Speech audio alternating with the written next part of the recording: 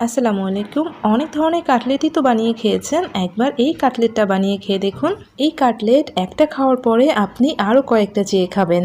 তাছাড়া সামনের রমজানে ইফতারের আইটেমে একটা হেলদি বেস্ট রেসিপি। আর কিভাবে সারা মাস রমজানে সংরক্ষণ করে রাখবেন সেই টিপসও শেয়ার করেছি, আশা করছি ভালো লাগবে। তো প্রথমে আমি একটা প্যানের মধ্যে 200 গ্রাম মুরগির বুকের মাংস নিয়েছি, আর এখানে আমি 5-6টার মতো আলু ছিলে দুভাগে ভাগ করে নিয়েছি। তারপর এর মধ্যে আমি 1 চা চামচ লবণ দিলাম, আধা চা চামচ গোলমরিচের গুঁড়া দিলাম, আর দিয়ে দিয়েছি 1 চা চামচ আদা বাটা, 1 চা চামচ রসুন বাটা।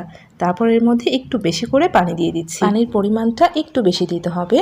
আপনারা চাইলে এটা প্রেসার কুকারেও সিদ্ধ করে নিতে পারেন। এখন আমি চুলায় উঠিয়ে দিচ্ছি। এখন ঢাকনা দিয়ে ঢেকে খুব ভালো করে সিদ্ধ করে নিয়েছি, তবে পানিটা পুরোপুরি শুকিয়ে ফেলা যাবে না।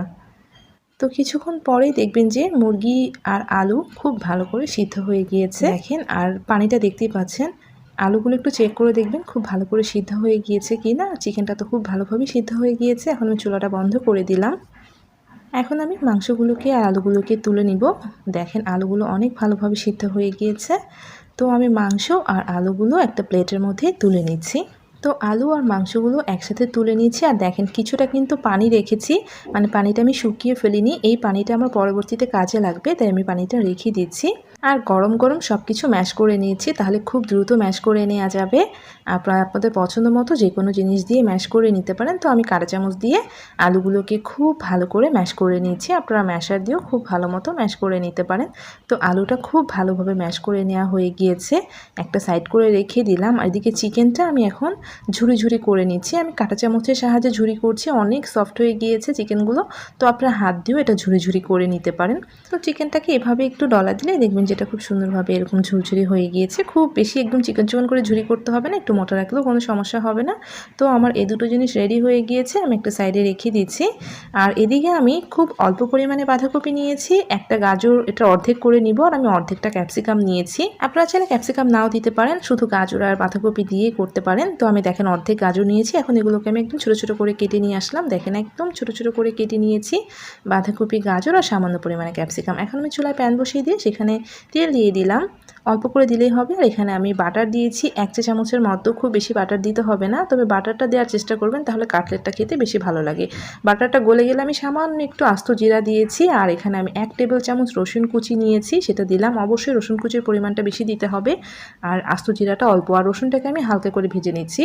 রসুন কুচির কাঁচা স্মেলটা চলে গেলে এখন এর মধ্যে আমি কাঁচামরিচ কুচি অ্যাড করছি। এখানে আমি 4-5টার মতো কাঁচামরিচ একদম কুচি করে নিয়েছি। আর এগুলো চুলার আঁচটা কমিয়ে ভেজে নিতে হবে, এগুলো কিন্তু ভেজে লাল করে ফেলা যাবে না। হালকা করে একটু ভেজে নিয়েছি। কাঁচামরিচটা দেখেন কাঁচা কাঁচাই রয়েছে। এখন এর মধ্যে দিয়ে দিচ্ছি কেটে রাখা বাঁধাকপি, ক্যাপসিকাম আর গাজর। এখন এই সবজিগুলোকে আমি 2-1 মিনিট ভেজে নিব। 2-1 মিনিট না, মানে 2-3 মিনিট ভেজে নিলেই হয়ে যাবে। খুব বেশি সময় ভাজতে হবে না, জাস্ট 1-2 মিনিট ওই বাটার আর রসুনের সাথে ভেজে নেওয়ার পরে আমি কিছুটা জায়গা ফাঁকা করে নিয়েছি।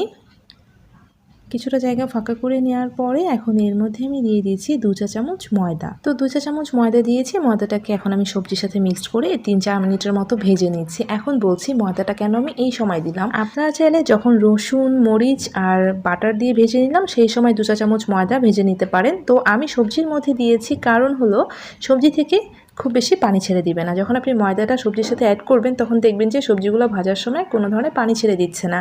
তো ময়দাটা আপনারা আগেও দিতে পারেন, আবার এই সময় দিতে পারেন। তো কয়েক মিনিট আমি ভেজে নিয়েছি, দেখেন কতটা ঝরঝরে হয়ে গিয়েছে। তো এই ময়দাটা আপনি যে কোনো সময় অ্যাড করতে পারেন, বাট এই 2 সময়ের মধ্যে অ্যাড করতে হবে। আধা চা চামচ গোলমরিচ দিলাম, 1 চা চামচের মতো চিলি ফ্লেক্স দিলাম, ঝালটা পছন্দ মতো দিয়ে নেবেন। আধা চা চামচ আমি গরম মশলার গুঁড়া দিয়েছি, একটু নেড়ে দিলাম যাতে এগুলো পোড়া না যায়। অবশ্যই চুলার আঁচটা কমিয়ে রাখবেন। তারপর এর মধ্যে আমি আবার অল্প করে লবণ দিলাম। লবণটা কিন্তু অবশ্যই স্বাদ মতো দিবেন, আর এই পর্যায়ে কম করে দিবেন। এখন আমি মশলার সাথে 2-3 মিনিট ভেজে নিয়েছি। আর লবণ কেন কম দিবেন, যেহেতু আমি চিকেনে লবণ ইউজ করেছি সেই ক্ষেত্রে অবশ্যই লবণের পরিমাণটা কম দিবেন। আর এই চিকেনের স্টকটা ছিল সেটা কিন্তু এর মধ্যে দিয়ে দিলাম। তো চিকেনের স্টকটা যদি আপনারা না দিতে চান তাহলে আপনারা এখানে পানিও দিতে পারেন, তবে চিকেনের স্টক দিলে টেস্টটা অনেক বেশি ভালো হয়। তো এরপর আমি এখানে আধা কাপ পরিমাণে দুধ দিয়ে দিয়েছি। আপনারা যদি দুধ দিতে না চান তাহলে আপনারা পানি দিতে পারেন, তবে দুধ দিলে দেখবেন যে সবজিটার মধ্যে ক্রিমি টেক্সচারটা অনেক বেশি হবে, মানে এই কাটলেটটা অনেক বেশি ক্রিমি হয়ে থাকে। তো দুধটা দিলে খেতে অনেক বেশি ভালো লাগে। দেখেন কতটা ক্রিমি হয়েছে। তো একটু নেড়ে চেড়ে মিক্সড করে নেওয়ার পর এখন আমি ঝুড়ি করে রাখা চিকেনটা দিয়ে দিচ্ছি। তো তো সবজির সাথে এখন আমি চিকেনটাকে বেশ ভালো করে ভেজে নিব। যতক্ষণ না সবজির যে পানিটা দিয়েছি এটা শুকিয়ে যাচ্ছে ততক্ষণ পর্যন্তই ভেজে নিব, যাতে করে চিকেনটাও ভালোভাবে ভাজা হয় আর সবজির পানিটাও কমে যায়। মানে যে আমি দুধ আর স্টকটা দিয়েছিলাম এটা যাতে শুকনো শুকনো হয়ে যায়, তো সেই পর্যন্তই কিন্তু ভেজে নিয়েছি। এখন আমি এর মধ্যে ম্যাশ করে রাখা আলুটা অ্যাড করে দিলাম। যখন দেখবেন যে চিকেনের পানিটা শুকিয়ে যাচ্ছে সেই পর্যায়ে আলুটা অ্যাড করে দিবেন। আর ম্যাশ করে রাখা আলুটা দেওয়ার পরে আমি খুব ভালো করে স্পুন দিয়ে একটু থেতো করে দিয়ে মিক্সড করে নিচ্ছি। খুব ভালোভাবে মিক্সড করছি যাতে হচ্ছে আলুটা খুব ভালোভাবে সব দিকে স্প্রেড হতে পারে, আলুর কোনো দলাভাব যাতে না থাকে। তো এভাবে কিছুক্ষণ ভেজে নিলে দেখবেন যে খুব ভালোভাবে আলুটা মিক্সড হয়ে গিয়েছে আর এরকম একটা স্টিকি ভাব চলে এসেছে। আর সেই পর্যায়ে কিন্তু চুলা থেকে নামিয়ে নিতে হবে, এর বেশি সময় আর চুলা রাখতে হবে না। দেখেন যখন এরকম একটু দলা পেকে যাবে ঠিক সেই পর্যায়ে আমি একটা প্লেটের মধ্যে নামিয়ে নিয়েছি। যেই প্লেটের মধ্যে আমি সব কিছু ম্যাশ করে নিয়েছিলাম সেই প্লেটের মধ্যে তুলে নিলাম আর এটাকে কিন্তু ভালোভাবে একটু ঠান্ডা করে নিচ্ছি। তো পুরোটা ঠান্ডা হতে থাক। এখানে আমি একটা বাটির মধ্যে কিছু সেমাই নিয়েছি, এই যে লম্বা চিকন সেমাইগুলো রয়েছে সেগুলো নিয়েছি। আর এই কাটলেটটার এটাই বিশেষত্ব, অবশ্যই এই ধরনের সেমাই দিয়ে বানাতে হবে আর এই সেমাইটা দিয়ে বানালে খেতে অনেক বেশি ভালো লাগে। তো আমি এখন হাত দিয়ে এগুলোকে গুঁড়ো গুঁড়ো করে নিচ্ছি। একটু হাত দিয়ে এভাবে মুড়ে নিলে দেখবেন যে খুব সুন্দরভাবে গুঁড়ো গুঁড়ো হয়ে গিয়েছে। তো আমার গুঁড়ো করে নেওয়া হয়ে গিয়েছে। আর এই দিকে কাটলেটের পুরটাও ঠান্ডা হয়ে গিয়েছে, হালকা একটু গরম থাকলে সমস্যা হবে না। তো আমি হাতের মধ্যে বেশ অনেকটা নিয়ে এভাবে একটু গোল করে নিচ্ছি আর গোল করে আমি গোল গোল কাটলেটের শেপ দিয়ে নিচ্ছি। তো একটু মোটা করে কাটলেটগুলোকে বানাতে হবে, তো আমি সেভাবে বানিয়ে নিচ্ছি। এটা বানানো খুবই সহজ, এভাবে একটু গোল করে হাতের মধ্যে এভাবে ঘুরিয়ে নিলে খুব সুন্দর একটা কাটলেটের শেপ চলে আসে। তো এভাবে আমি সবগুলো কাটলেট বানিয়ে নিব। প্রথমে একটা বানিয়ে নিয়েছি, তো এভাবে আমি গোল গোল করে সবগুলো কাটলেট বানিয়ে নিচ্ছি। প্রথমে হাতের মধ্যে গোল করে মসৃণ করে নিয়েছি, তারপর আরেক হাতের তালুতে রেখে এভাবে একটু ঘুরিয়ে নিয়ে কাটলেটের শেপ দিয়ে নিচ্ছি। আর অবশ্যই কাটলেটগুলোকে আপনারা একটু মোটা করে বানাবেন। তো আমি সবগুলো এভাবে বানিয়ে নিলাম। আর এগুলো ঠান্ডা হয়ে যাওয়ার পর এর বাইন্ডিংসটা খুব ভালো হয়, মানে একটার গায়ের সাথে আরেকটা কোনোভাবেই লেগে যায় না। তো আমি সবগুলো বানিয়ে নিয়েছি আর এদিকে একটা ব্যাটার বানিয়ে নিয়েছি। এর জন্য আমি ময়দা নিয়েছি আধা কাপ, 1 চিমটি লবণ নিয়েছি আর এখানে আমি প্রায় 3/4 কাপের মতো পানি অ্যাড করছি, মানে 1 কাপের একটু কম পানি অ্যাড করে একটা ঘন ব্যাটার বানিয়ে নিয়েছি। অল্প অল্প করে পানি দিয়ে ব্যাটারটা বানাতে হবে আর অবশ্যই ব্যাটারটা একটু ঘন হতে হবে, কোনোভাবেই ব্যাটারটা পাতলা করে ফেলা যাবে না। তো আমি আপনাদেরকে দেখাচ্ছি যে এটা কতটা ঘন করেছি। এমনভাবে ঘন করতে হবে যাতে ব্যাটারটা কাটলেটের গা থেকে পড়ে না যায়। চামচটা দিয়ে যখন আপনি ঘুরিয়ে নেবেন তখন দেখবেন যে চামচের গা থেকে পুরো ব্যাটারটা পড়ে যাচ্ছে না, তখনই বুঝতে হবে ব্যাটারটা হয়ে গিয়েছে।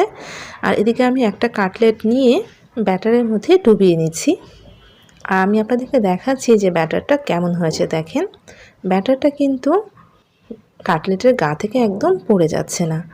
তো এভাবেই ব্যাটারটা বানিয়ে নিতে হবে। আর এরপর আমি সেমাইয়ের মধ্যে কোট করে নিচ্ছি, এটা একবার করলেই হয়ে যাবে। খুব ভালো করে সেমাইয়ের মধ্যে কোট করে নিয়েছি।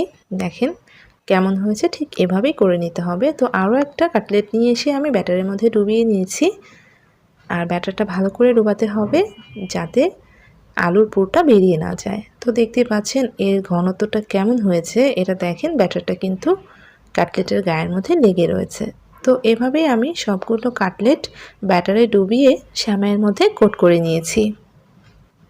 তো আমি সবগুলো এভাবে গড়িয়ে একটা প্লেটের মধ্যে তুলে নিয়েছি। তো এখানে কয়েকটা নিয়েছি আর একটা প্লেটের মধ্যে কয়েকটা নিয়েছি। আমি একটা একটু ব্রেড ক্রাম্ব মিশিয়ে করে নিয়েছি। তো আপনারা চাইলে এটা ব্রেড ক্রাম্বেও করতে পারেন, তবে সেমাই দিয়েই এর কোটটা করা হয়। এখন আমি রমজানের জন্য রেখে দিচ্ছি। দেখেন কিভাবে একটা এয়ারটাইট টিফিন বাটি নিয়েছি, তার মধ্যে এক এক করে একটু দূরে দূরে আমি বসিয়ে দিয়েছি। তার উপরে আমি একটা বেকিং পেপার বসিয়ে দিচ্ছি। আপনারা এখানে কাগজও দিতে পারেন, সাদা কাগজও দিতে পারেন।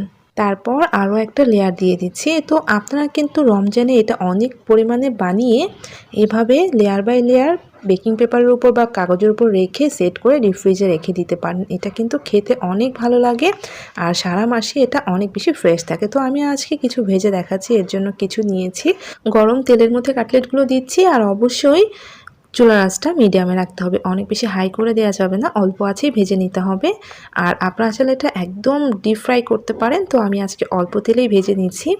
আর উপরের দিকে একটু তেল উঠিয়ে দিচ্ছি যাতে সেমাইটা উপরের দিকে সেট হয়ে যায়। আর এটা কিন্তু অনেক বেশি হেলদি। আর এগুলো যেহেতু আমি রান্না করে নিয়েছি, ভাজতে খুবই কম সময় লাগবে। আর আপনি যদি সারা মাস রেখে দেন তাহলে এটা একদম ফ্রেশ থাকবে। তো যতক্ষণ না উপরটা ক্রিস্পি হচ্ছে আমি ততক্ষণই ভেজে নিচ্ছি। সেমাইটা যখন একদম ক্রিস্পি হয়ে যাবে তখন এগুলোকে তেল থেকে তুলে নিব। আর এভাবে একটু চামচ দিয়ে চেক করে দেখবেন যে উপরটা ক্রিস্পি হয়ে গিয়েছে, তখনই এগুলোকে তেল থেকে তুলে নিতে হবে। এই কাটলেটগুলো আপনার ঠান্ডা হওয়ার পরেও অনেক বেশি ক্রিস্পি থাকে। তো দেখেন আমি তেল থেকে তুলে নিচ্ছি আর এটা কত সুন্দর একটা কালার চলে এসেছে। এভাবে কিন্তু এগুলোকে ভেজে নিতে হবে আর এটা ভাজতেও খুব কম সময় লাগে। তো আমি বাকিগুলো সেমভাবে ভেজে নিচ্ছি।